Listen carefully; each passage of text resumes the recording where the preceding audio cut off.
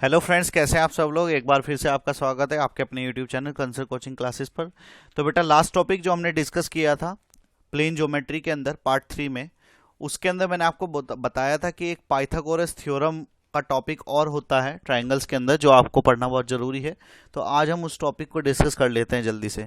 तो बेटा, जिन बच्चों ने वो टॉपिक नहीं देखा है वो लिंक में जाएंगे, डिस्क्रिप्शन में जाएंगे, लिंक वहाँ पे मैं डाल दूंगा, तो उसको ज़रूर देख लीजिएगा ताकि आप लोग फर्दर आगे कंटिन्यू कर सकें। ठीक है, तो चलिए टॉपिक स्टार्ट करते हैं। तो टॉपिक हमारा क्या है आज का? Pythagoras theorem. तो बेटा, पाइथागोरस थ्योरम की अगर मैं बात करूं तो एक सिंपल, अगर आपके पास एक राइट एंगल ट्रायंगल है, राइट एंगल ट्रायंगल का मतलब तो आप लोग समझती हो क्या होता है। राइट एंगल ट्रायंगल का मतलब कि एक ऐसा ट्रायंगल जिसके अंदर, आप लोगों को पता होना चाहिए कि जिसके अंदर क्या होती है कि आपका एक एंगल 90 डिग्री हो, है ना। ऐसे ट्रायंगल को राइट एंगल ट्रायंगल कहते हैं। तो बेटा, जो पाइथागोरस इक्वेशन है, एक्चुअली पाइथागोरस नाम के एक मैथमेटिशियन है, उनके नाम पर ही बनी है। तो according to the Pythagoras equation, देखो याद रखना, 90 डिग्री के सामने की लाइन को जो बोलते हैं वो हम बोलते हैं हाइपोटेन्यूज। ठीक है, क्या बोलेंगे? हाइपोटेन्यूज बोलते हैं। और किसी भी एंगल, जो एंगल आप लोगे, अगर ये लोगे तो इसके सामने, अगर ये लोगे तो इसके सामने, तो एंगल के सामने वाली लाइन को हम बोलेंगे परपेंडिकुलर। तो हमारा ये हो गया परपेंडिकुलर। ठीक है, और जो लाइन बचेगी उसको हम बोलते हैं बेस। ठीक है, तो according to the Pythagoras equation, hypotenuse का जो स्क्वायर होता है बेटा, वो ऑलवेज इक्वल्स टू होता है परपेंडिकुलर का स्क्वायर प्लस बेस का स्क्वायर।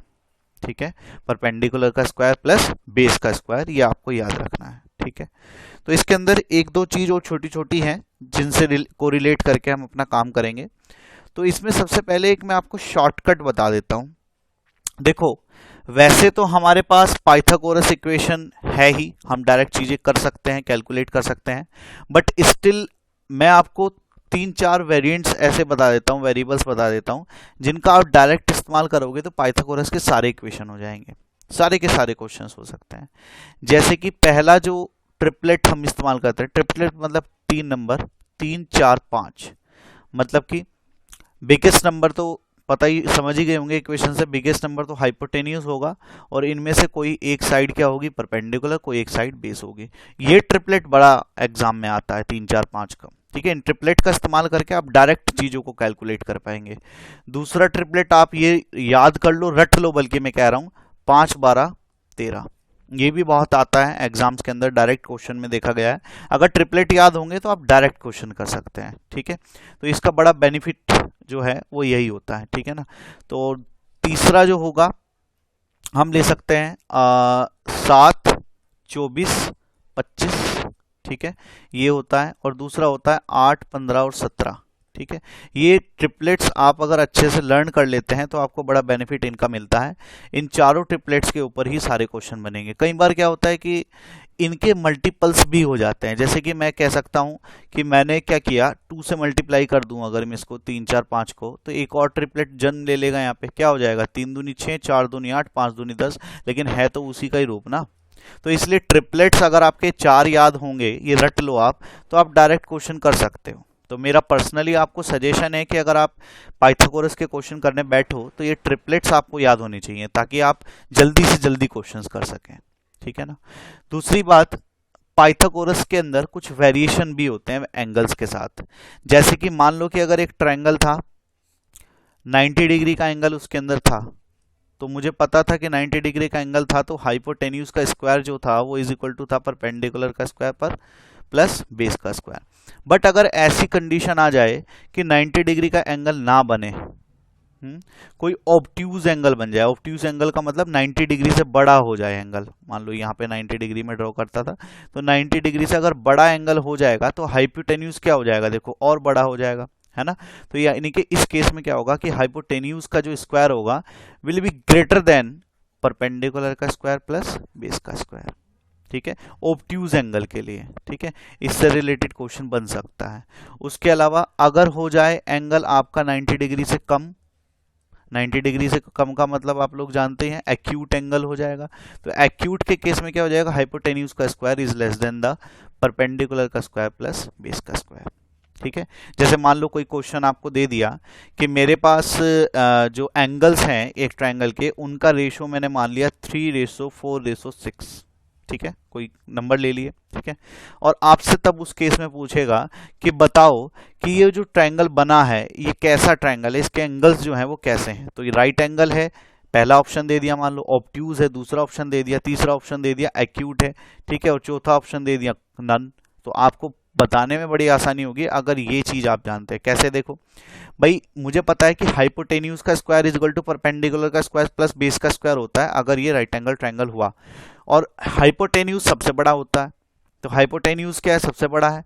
तो ये जो है मान लो डिस्टेंस का रेशियो है, तो क्या होगा, 6 का स्क्वायर करूंगा मैं, तो 6 का स्क्वायर क्या आएगा, 36। लेकिन हाइपोटेन्यूज की बात करें तो वो तो साइड के स्क्वायर के एडिशन के बराबर होना चाहिए। तो यानी कि 3 का स्क्वायर प्लस 4 का स्क्वायर करके देखो क्या आएगा, 3 3 जा 9, 4 4 जा 16, कितना है, 25 आ रहा है। तो एक चीज देखो, हाइपोटेन्यूज का स्क्वायर ग्रेटर देन आ रहा है क्या, परपेंडिकुलर का स्क्वायर प्लस बेस का स्क्वायर। और ग्रेटर किस केस में आता है सर, ऑब्ट्यूज के केस में आता है। तो यानी कि ऐसी साइड्स का जो एंगल ट्रायंगल बनेगा, that triangle will be the obtuse triangle, ठीक है ना। तो इस तरह से क्वेश्चंस आप सॉल्व कर सकते हैं। समझ पाए, कोई दिक्कत नहीं है। एक और लास्ट इसके अंदर टॉपिक होता है जो आपको समझना होता है, calculation of third side. Third side का मतलब कि क्या है कि अगर आपको एक राइट एंगल ट्रायंगल दे दे तो उसकी एक साइड मान लो 3 दे दी है, दूसरी साइड 4 दे दी है, तो थर्ड साइड आप कैसे पता करेंगे, कैसे कि कितनी हो सकती है, हाइपोटेन्यूज कितना हो सकता है उसका। तो यहां तो मुझे पता है कि मैं क्या करूंगा, ट्रिपलेट लगा दूंगा, 3 4 5 होता है ना। लेकिन मिनिमम और मैक्सिमम की वैल्यू की बात आती है कई बार कि मिनिमम और मैक्सिमम कितनी हो सकती है, किस रेंज में हो सकती है, रेंज निकालने की बात हो तो बड़ा आसान है।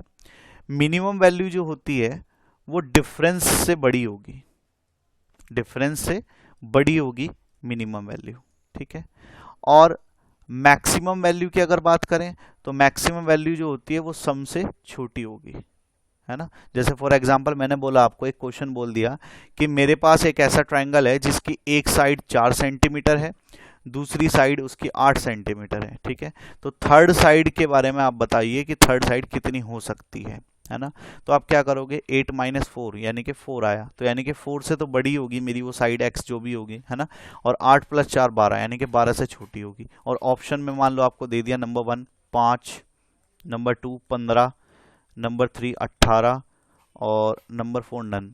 तो बेटा सिंपल सी बात है, 18 हो नहीं सकती क्योंकि 12 से क्या होना है, छोटा होना है इसको, तो ये कट गया। 15 नहीं हो सकती, 12 से छोटा होना चाहिए, तो 5 ही होगी, दैट्स इट, ठीक है ना। तो 5 हो सकती है, ठीक है ना। समझ पा रहे हैं, कोई दिक्कत नहीं है। तो इस तरह से इस पे क्वेश्चन बन सकता है। डन। तो ये 3 ही कॉन्सेप्ट होते हैं पाइथागोरस में जो आपको पता होने चाहिए, इसी के ऊपर सारे न्यूमेरिकल्स हो जाते हैं, ठीक है। तो चलिए इसके कुछ क्वेश्चंस करके देख लेते हैं आप, ठीक है। पहला क्वेश्चन है कि in a square if the diagonal is equal to 10 centimetre then the sides will be of length. एक स्क्वायर आपको दिया है बेटा, है ना। इसमें जो डायगोनल है, डायगोनल आपको पता ही है अपोजिट जो वर्टाइसिस होते हैं उनको मिला के बनता है। इसकी जो वैल्यू है, लेंथ जो है वो 10 सेंटीमीटर है। तो आपसे क्या पूछा है कि then the sides will be the length, sides की जो लेंथ होगी वो क्या होगी। आप जानते हैं बेटा जो साइड्स होती हैं स्क्वायर के अंदर वो इक्वल होती हैं, तो मैं इसको अगर x मानूं तो ये भी x होगा। और स्क्वायर का जो हर एक एंगल होता है वो होता है बेटा 90 डिग्री। तो ये ट्राइंगल मान लो इसको नाम दे दूं ABC, तो ये ट्राइंगल कैसा ट्राइंगल बन गया, राइट एंगल ट्राइंगल।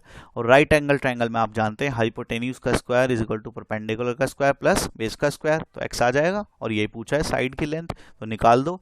10 का square is equal to x square plus x square, यानी कि 100 इज इक्वल टू कितना, 2x स्क्वायर, है ना। 1x square 1x square 2x square, तो X square is equal to कितना हो गया, 100 डिवाइडेड बाई करोगे तो 2 5 10, तो यानी कि 50।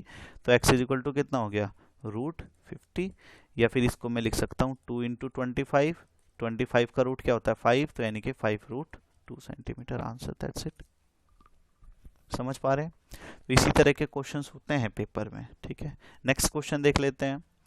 If the length of a right angle triangles are x minus one x plus one, then what is the length of the hypotenuse. Hypotenuse की length बतानी है। तो बेटा हाइपोटेन्यूज की अगर मैं बात करूं, कोई भी ट्रायंगल आपके पास अगर दिया होगा, तो मैंने आपको पहले ही बताया था कि हाइपोटेन्यूज के केस में क्या होता है कि बिगेस्ट लेंथ जो होती है हाइपोटेन्यूज की, तो इसमें बिगेस्ट कौन सा, x प्लस वन, एक्स से भी ज्यादा है तो x प्लस वन, तो ये हो गया। तो परपेंडिकुलर बेस कोई भी मान लो, उससे फर्क नहीं पड़ेगा, है ना। तो क्या पूछा है, हाइपोटेन्यूज बताना है, यानी कि x प्लस वन बताना है। तो बेटा उसके लिए पहले x पता होना चाहिए। तो क्या करूं, राइट एंगल ट्राइंगल है तो क्या कर देंगे, पाइथागोरस इक्वेशन लगा दो। तो यानी कि x प्लस वन का whole square is equal to x square plus x minus one का होल स्क्वायर। तो ये क्या हो जाएगा, a प्लस बी का होल स्क्वायर क्या होता है, एक्स स्क्वायर प्लस वन का square one plus two x is equal to x square plus ये हो गया a माइनस बी का होल स्क्वायर, तो यानी कि x square plus one minus का टू एक्स। तो एक्स स्क्वायर से एक्स स्क्वायर कट गया, प्लस वन से आपका प्लस वन भी कट गया, है ना। तो क्या बचा यहाँ, two x is equal to x square minus two x इधर जाएगा तो प्लस टू एक्स, तो यानी कि four x is equal to x square हो गया।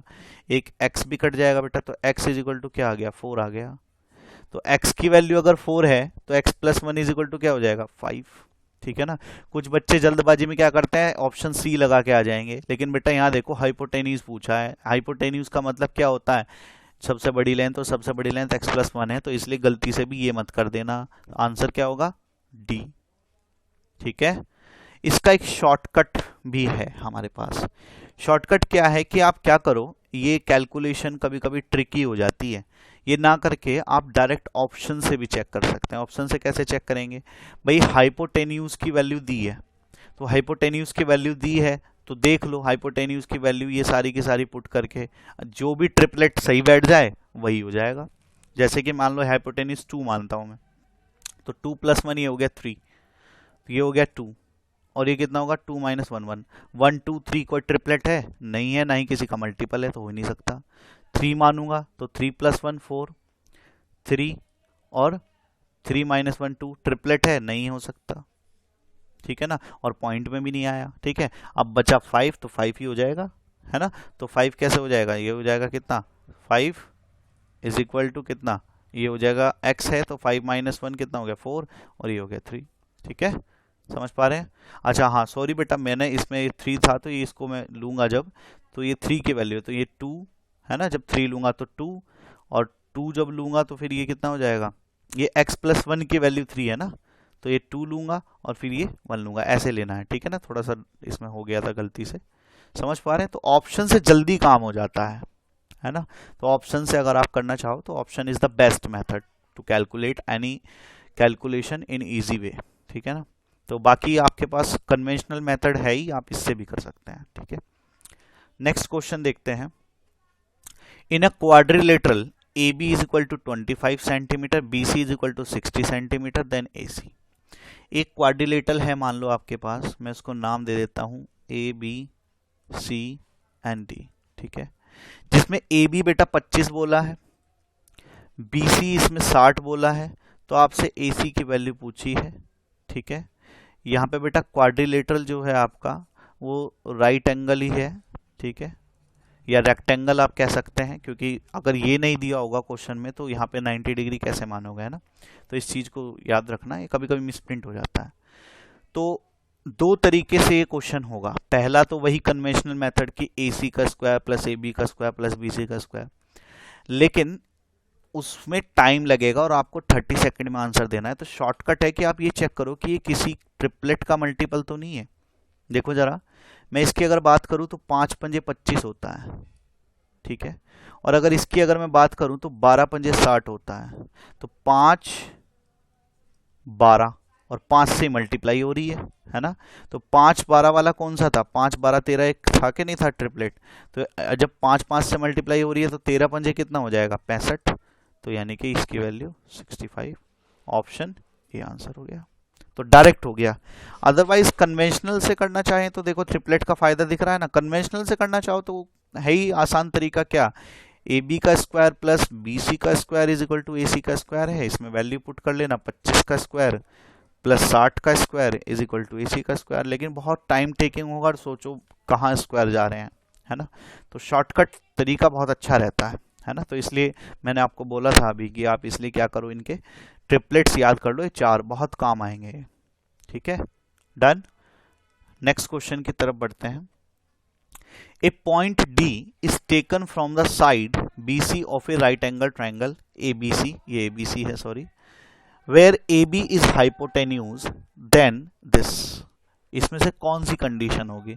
तो बेटा एक चीज सोचो आप कि मान लो कि एक ट्राइंगल दिया हुआ है आपको, ठीक है, और इसके अंदर क्या कह रहा है, A point D is taken from the side BC of a right angle triangle BC where AB is hypotenuse, तो यानी कि A और B तो मुझे ये बनाना पड़ेगा और C मेरा ये हो जाएगा। ठीक है, इसमें ए point D is taken from the side BC, आपको क्या करना है, BC से एक पॉइंट लेना है राइट एंगल पे। ठीक है, तो एक पॉइंट अगर मैं लूं, मान लो कोई पॉइंट ले लिया मैंने D BC से, ठीक है, और इसको ऊपर मिला दिया। ठीक है, तब पूछ रहा है कि where AB is hypotenuse, then तब क्या होगा? तो आपको कुछ कंडीशंस दी हैं कि AB is equal to C D मान लो, या A square plus B square, A B square plus C D square is equal to B C square plus A D square. Check करना पड़ेगा ना इस कंडीशन को, है ना। तो सबसे पहले अगर कंडीशंस को आपको चेक करना है तो मैं आपको एक तरीका बता रहा हूं। जब भी ऐसा कुछ करे राइट एंगल ट्रायंगल में कि किसी पॉइंट से कोई साइड मिला दे, तो समझ लेना कि आपके पास अब एक राइट एंगल नहीं है, 2 राइट एंगल ट्रायंगल हैं। पहला तो ए बी सी है और दूसरा ए सी डी है। तो दोनों में आपको कुछ नहीं करना, राइट एंगल ट्रायंगल की पाइथागोरस इक्वेशन लगा देनी है। तो ए बी सी की अगर बात करें तो क्या हो जाएगा, ए बी का स्क्वायर इज इक्वल टू, पूरे वाले ट्रायंगल की अगर बात करें क्या हो जाएगा, ए बी का square is equal to A सी का स्क्वायर प्लस बी सी का स्क्वायर।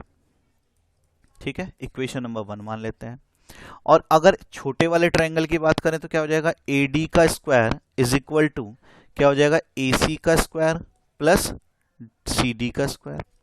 ठीक है, इक्वेशन नंबर 2 मान लेते हैं। अब इन इक्वेशन से हमें यहाँ पे तो कुछ दिख नहीं रहा है ना, यहाँ तो कुछ दिख नहीं रहा है, लेकिन अगर आप यहाँ पे आप देखो जरा, स्क्वायर आ रहे हैं आपके पास, लेकिन स्क्वायर के अंदर कहीं भी ए सी नहीं है और इसमें ए सी है। तो क्या करूँ, दोनों को सब्ट्रैक्ट कर लेता हूँ ताकि ए सी खत्म हो जाएगा। तो 1 माइनस 2 कर लो, तो A B square minus A D square is equal to A C से ए सी कट गया, क्या बचेगा, B C square minus C D square. But ये तो ऐसा नहीं है माइनस का इधर जाएगा ये प्लस हो जाएगा और ये माइनस का इधर जाएगा ये इधर हो जाएगा। तो देखो क्या बनेगा, A B square plus C D square is equal to B C square plus A D square. ठीक है, तो यानी कि ऑप्शन ए। ठीक है, 2 साइड कभी भी राइट एंगल ट्रायंगल में इस तरह से इक्वल नहीं होंगी। ठीक है ना, ए बी और सी डी इसने दिया है कि इक्वल है, क्या कभी भी नहीं हो सकती, क्योंकि ना एंगल दिया है ना कोई वैल्यू, तो ये तो हो ही नहीं सकता ऑप्शन, है ना। अब A B plus B C, A B plus B C is equal to C D plus D A, क्या हो सकता है कि A B plus B C is equal to हो जाए A D plus D C, देखना पड़ता है ना। लेकिन आप एक चीज सोचो ना कि ये हाइपोटेन्यूज और ये पूरी साइड और ये छोटे वाला हाइपोटेन्यूज ये छोटी साइड क्या कभी इक्वल होंगी, कभी भी नहीं हो सकती, है ना। तो कॉमन सेंस पे भी आप लगा सकते हैं, तो आपको ये पता चल गया ये नहीं हो सकता, ये नहीं हो सकता, नन के बारे में कह नहीं सकते, तो बस इसी को चेक करना था। तो इसका तरीका मैंने आपको बता दिया, कभी भी 2 पॉइंट्स इस तरह से दे तो समझ जाओ 2 राइट एंगल ट्रायंगल बनाने हैं, उससे रिलेटेड क्वेश्चन आएगा। और बेटा क्वेश्चन की अगर मैं बात करूं तो इसी तरह का डायरेक्ट क्वेश्चन कई बार पेपर में आया है। ठीक है, चले आगे, तो नेक्स्ट क्वेश्चन की तरफ बढ़ते हैं। नेक्स्ट है, if the side of a right angle triangle is 5 centimetre and 8 centimetre then the hypotenuse can be. कह रहा है कि एक राइट एंगल ट्रायंगल की जो साइड है वो 5 सेंटीमीटर और 8 सेंटीमीटर है, तो हाइपोटेन्यूज कैन बी, हाइपोटेन्यूज क्या हो सकता है। तो देखो हाइपोटेन्यूज की अगर मैं बात करूं तो एक तरीका तो यह है कि आप एक राइट एंगल ट्रायंगल बना लो, साइड एक 5 है एक 8 है, तो इसकी वैल्यू कैलकुलेट कर लो, है ना। दूसरा एक अभी मैंने आपको तरीका बताया था, मिनिमम और मैक्सिमम वैल्यू कैलकुलेट कर लो। तो बेटा मान लो कि ये हाइपोटेन्यूज x होगा, तो x की वैल्यू कि मिनिमम से ज़्यादा होगी, तो 8 में से 5 गए 3 और 8 और 5 13, तो यानी कि 13 से कम होगी और 3 से ज़्यादा होगी। तो 13 से कम और 3 से ज़्यादा की अगर बात करें तो क्या होगा, देखो 14 नहीं हो सकती, 25 नहीं हो सकती, 15 नहीं हो सकती, तो 10 हो गया आंसर, है ना। तो शॉर्टकट मेथड है, डायरेक्ट है, वरना अगर आप कन्वेंशनल से करना चाहो तो कन्वेंशनल है ही, इसको ए बी सी मान लेना, और ए बी सी मान के क्या हो जाएगा, x square is equal to 5 का स्क्वायर प्लस 8 का स्क्वायर, इसको सॉल्व कर लेना, लगभग इन दोनों के बीच में वैल्यू आएगी, आप सॉल्व कर सकते हैं, ठीक है। जनरली इस तरह की कहाँ ये कॉन्सेप्ट लगेगा, पहचान करने का तरीका ये है कि यहाँ पे कैन भी लिखेगा, अदरवाइज सिंपल ये कैन भी काट देता है कि देन द हाइपोटेन्यूज, तब आपको वैल्यू देगा, है ना। दूसरी बात, यहाँ पे आप देखोगे कि ट्रिपलेट नहीं बन रहा, और अगर ट्रिपलेट नहीं बन रहा तो 99% यही वाला कॉन्सेप्ट देगा, ठीक है। समझ पा रहे हैं बेटा। किसी को कोई भी डाउट या परेशानी आती है तो मैंने आपको बताया था, आप कमेंट कर सकते हैं, कोई प्रॉब्लम है तो, ठीक है। तो ये टॉपिक बेटा यहीं तक था। Thanks for watching. अगर आपको अच्छा लग रहा है मेरा पढ़ाना तो चैनल को बेटा प्लीज़ लाइक कीजिए, सब्सक्राइब कीजिए ज़्यादा से ज़्यादा, और अपने दोस्तों के साथ शेयर कीजिए, ताकि सभी को फ्री ऑफ कॉस्ट कोचिंग मिल सके और उसके अलावा सभी बच्चे गवर्नमेंट जॉब ले सकें। Thank you, thanks for watching.